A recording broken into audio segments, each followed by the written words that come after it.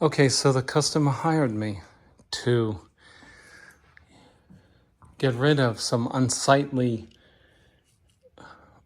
brush problems and roller problems in the stairwell.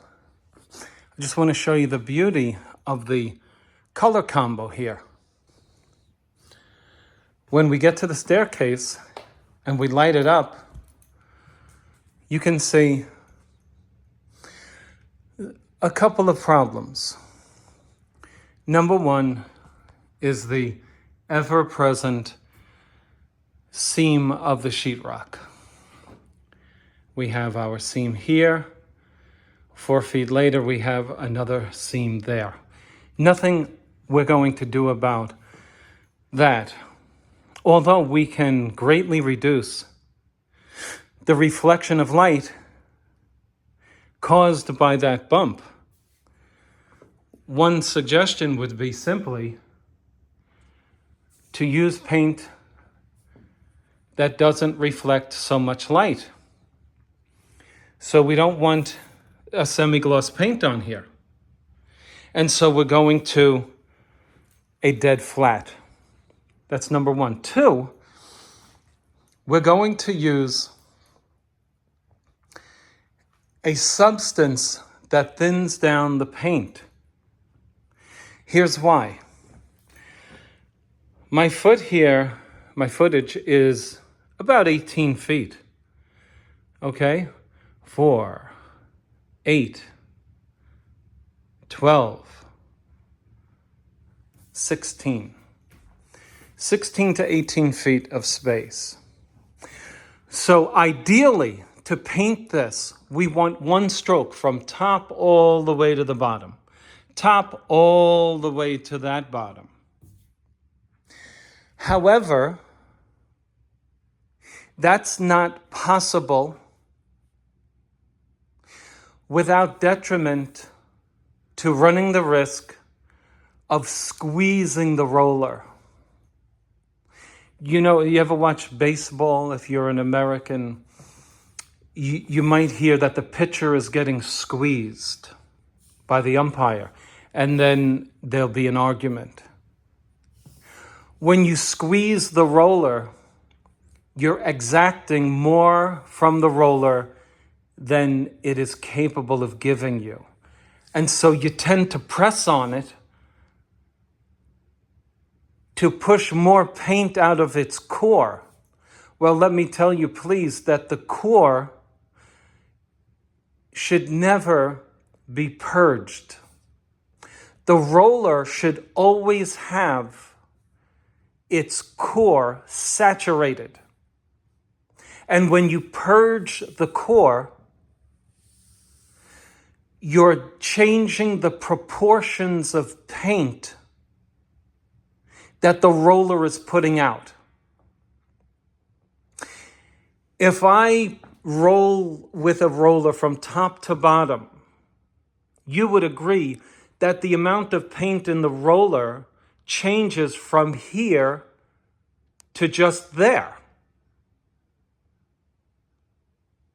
The reason you don't notice a difference in the appearance of the layout when it's dry is because you didn't purge the core of the roller. That is to say, you only used the upper portion of the fibers of the roller to put such paint on your wall.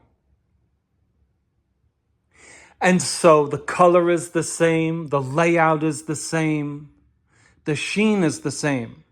But when you squeeze the roller and you exact more from it, well, the layout is going to look different from here to there, because you're getting less paint per linear inch on your rolling action.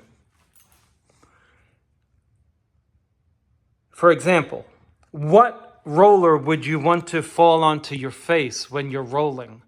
A loaded roller that has come from here to here, or a loaded roller that has expended its paint from here to there? Well, you and I both know you would want to, if you had to choose, you'd want to get hit with the roller that had less paint for when it comes down here. Hit me with that roller. But this one is going to have paint dripping off of your face. In like manner, when you roll from here to here, you're less and less paint on that roller, less and less, less and less. Uh-oh, got to dip. Got to dip. Okay, you didn't dip because you're not a pro. You keep going, you keep going. Guess what happens? The sheen will be less here. The stroke marks are going to be visible because you pushed paint out of the core and you didn't saturate the core again. And so that's messed up. So your next coat on this column, the paint that you roll from the tray is going to be struggling to saturate the fibers that are sucking the paint to the core again. And the paint that you're exacting from the upper layer of the pile of the roller, and it's going to be all messed up. The key to painting well is to apply with the same applicator, the same pressure, the same speed, the same amount of paint, the same direction, a lot involved, in order to avoid what you're looking at here. You see this? That's a 9-inch width. That's a roller mark. You see this down here? That's a 9-inch mark of the painter who didn't go straight, but they rolled it. They went up and touched something up and dragged it that way. You see this mark here? You know what that is? The painter stroked the paint, rolled it all the way down to here, stopped here on the second coat. And when they started again, started somewhere around here. In other words, they didn't cover the lap mark. And so it dried like that. So this is a mess. And the reason we're going to use a thinning agent, an extender, is so that our paint doesn't begin to coagulate due to the time it's going to take me to reload here and come up and down, up and down. This is very high. That paint, the air is so well air conditioned that it's going to want to dry the paint up there prematurely while the paint down here is wet. And so if I let it dry, I'm going to be rolling fresh paint on paint that will start drying within 3 minutes. And so to avoid the drying process, I'm going to use an extender to give me at least 10 minutes of wetness so I can get this painted. Because if it starts drying, that's what you get. That paint was setting up when they did this to it. And so, you ever step on bubble gum in a hot summer street? You're stepping on gum that's trying to solidify, but the sun is making it soft. And when you step on it, what does it do? It comes up off onto your shoe. That's what they did to the paint. The paint wanted to dry, and the painter disturbed the drying process and moved it while it was setting up, getting stiff. In order to accomplish what I'm speaking about in the video, is I'm using this product, which is one of many.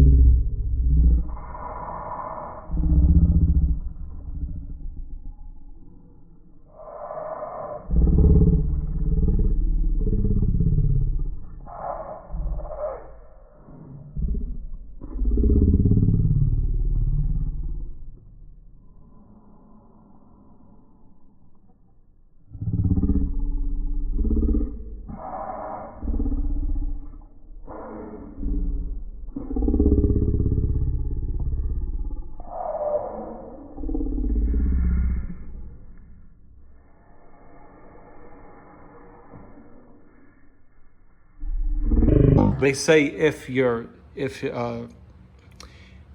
the paint is drying up, you can add more. I don't like that. I'm going to stick with 7 ounces per gallon. So yeah, on here it was going to be all bookshelves, but now these 2 bottom cabinets, I'm going to have to build 4 shaker doors for them. I know it looks scary. Adding something that looks white to your colored paint, scary, right? 2 things. Number 1, it turns clear. Just like clear caulking goes on white, but what happens? It becomes clear. Secondly is this. You need to have all of the paint in the same receptacle that you're using for the project in order to have the same proportions of paint against your paint chemical, Floetrol. To keep the same proportion between Floetrol and your paint, all of your paint should be mixed at once. My project is only 2 gallons big. So I have this bucket that holds at least 2 gallons, as you see. I wouldn't put anything more than 3 gallons in it because it would be overflowing, right? So I'm mixing it good. And I don't want to use the stirrer attached to my drill because I know at this height it's going to splash out, and this is a lot to clean up, these pigmented colors. So I'm mixing it well, and I'm going to get ready. You see, I wanted to allay your fears. My color is back. Now here's the thing, you want to leave this in the paint. Here's why. It's not it's not going to stay homogenized. And so every 15 minutes or so, you may find that you're seeing a cloud of white in a streak like that. And so you want to keep this, so you keep mixing it up. Okay, now my paint feels different. There's less drag as I stir it because the chemical, Floetrol, has integrated with the paint, causing it to be less dense.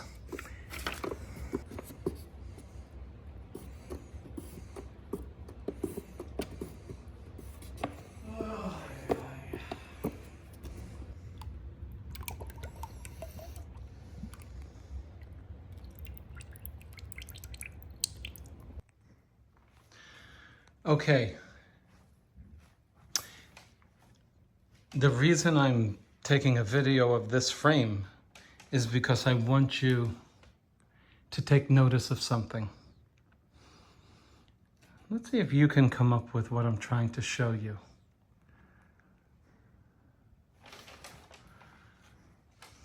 Take into account how long this wall is. Do you notice something? Do you notice that my wall is basically wet from this side to this side? That's what I wanted you to notice. What impact does that have on the paint job? Everything. As I struggle around this pony wall, as I struggled to keep my roller from banging into it as I stood down there in the pit, the beauty or the finish or the layout, if you will, was not compromised because of the time this obstacle placed in the work, because I used the extender.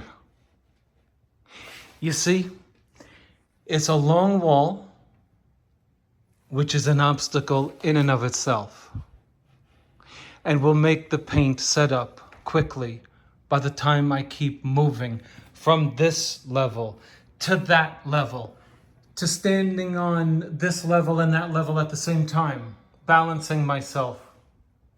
While I address all of these safety issues, my wall would be drying, and I would not be able to keep what is called a wet edge. What is a wet edge? This is a wet edge. I'm rolling my paint. I'm done with that column. And then I get a text message, or I speak to so-and-so, or I take a phone call. And this sits for over 2 minutes. And this starts to look less wet. I don't care about here. I got to paint up against my edge. If this were to start setting up, oh man, I forgot, I got to come back and paint my wall. Okay, I'll talk to you later, bye. Then I go like this. Then the boss comes in, he goes, Spencer, what happened here? What happened here? Why did you lose your wet edge? It would look something like this when it dries, at least by comparison, the difference. You see in the center of your screen, you see one column and then you see the other. Well, the wet edge method prevents that from happening. So you have one 9-inch column, that's 9 inches. And the end of my 9 inches, which was right here, I never let it dry. So I go over that edge, and then I go over this edge, and then I go over this edge, always keeping a wet edge. If I keep a wet edge, the wall is all being painted, so to speak, at the same proportion, the same time. If I delay and come back and paint the rest of the wall after having failed to keep a wet edge, well, you're going to pay for it in marks like this. You see all of that right there? That's all. Paint that was drying. That's not me. That's the original wall. This is me. This is me. All of that, what you're looking at, is paint that was setting up and they failed to keep a wet edge. Keep your wet edge, okay? Listen, I don't care if you're a do-it-yourselfer. It's okay. It's okay. You're simply going to roll up and down in as straight of a line as you can make it. And the edge, you don't leave it alone. You keep it wet. You go right over it and continue painting over your wet edges by 50%. Here's what I mean. I'm rolling a wall like this. My next column is not here. No, don't do that to yourself. Don't do that to yourself. You've mixed cake before, right? What do? You mix it and mix it and mix it until you can't see the eggs. Well, if you don't amalgamate this column to this column by overlapping 50%, watch the middle here. This is 9 inches. 50% of that is what? 4.5? Watch this. I'm going to move my roller over 50%. Again. That's how you really keep your wet edge, maintaining 50%. Okay? You can do this. You might mess up once. You're not going to mess up a lot. You follow these instructions, you're going to be just as good as the guy who comes to your house. I'm a pro, hire me. Baloney, a lot of them are not pros. You're looking at a home that's over $1 million. And paint just came in. They didn't take down the railing. Oh no. No. I just painted over where they you see that? You see right here? They couldn't get around the what do you call that thing? The railing? So they just left it unpainted. But I wanted to fill it in because I want my color to be deep. I don't want there to be any issue there. But that's the truth. It's the truth. So let's see when this dries how we look. Okay? let's use the light to see how we did. Oh, I like what I see. I like what I see. It's all wet. Okay. Another lesson is don't caulk the tape until you're ready to paint the wall. There's no need to put caulk here until you're ready to start rolling this wall. So right now, all it is prepped with tape. And I only caulk those walls that I'm painting, currently painting. You can see this is clean. There's no caulk on it because I'm not ready to paint it. I don't want the caulk setting up. Okay. Okay, so with the exception of this wall, these walls are dry. They're dry. And you can see the difference between now and the time at which we began to make these walls more beautiful. As you can see, all of those stroke marks are gone. Look at the luster shining back at you. Now, half of it is skill. I have to tell you, half of it is the quality of paint. We got the best, and we also used the right sheen.